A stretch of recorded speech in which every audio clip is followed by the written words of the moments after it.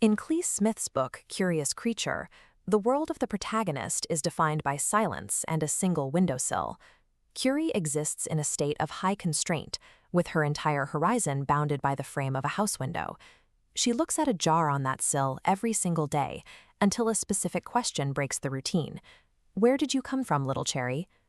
For a character like Curie, a vague interest in the outside world isn't enough to break her cycle. She requires the specific, targeted friction of a where or a how to overcome the psychological weight of staying put. This search for a specific origin serves as the mechanical spark required to move toward the door. Curie acts on that spark immediately, racing to catch the first bus to the very last stop. She leaves the city behind for an isolated path where the road simply runs out. But here, the narrative makes a sharp pivot. It completely abandons its own premise. The question of where the cherry came from is never mentioned again.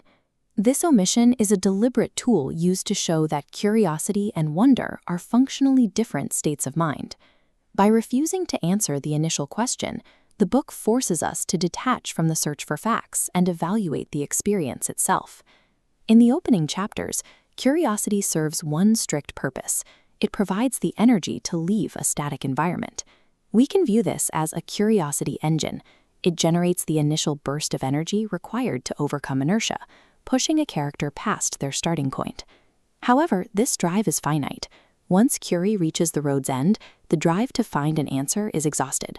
Without a shift in how she processes her surroundings, Curie would have no reason to continue.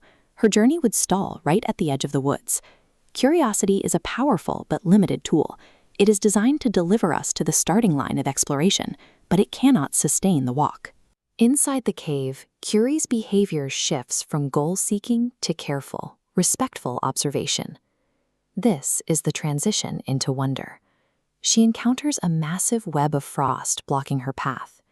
Instead of clearing it to reach a goal, she ducks underneath, leaving the structure intact. She begins to respect natural boundaries. When a prickly plant warns her away, she doesn't try to investigate or solve it. She simply tiptoes around it. This patience allows for an encounter with a tall, shy creature. Because she isn't demanding an answer, the creature points her toward the summit. The most significant shift happens when she finds a chain hanging from the sky and a tangle of rope.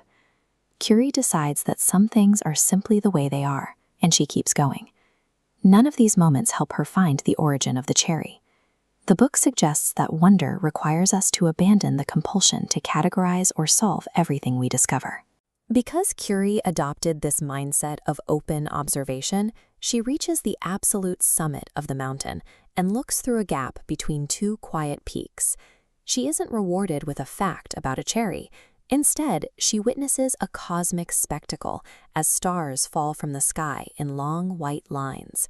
She gently catches one small star, no bigger than a seed, and tucks it away for the journey home. The reward of looking isn't the narrow data we originally sought. It is the scale of what we are permitted to see once that goal is set aside. Curie returns to her house and her windowsill. The furniture is the same, but her relationship with the window has changed.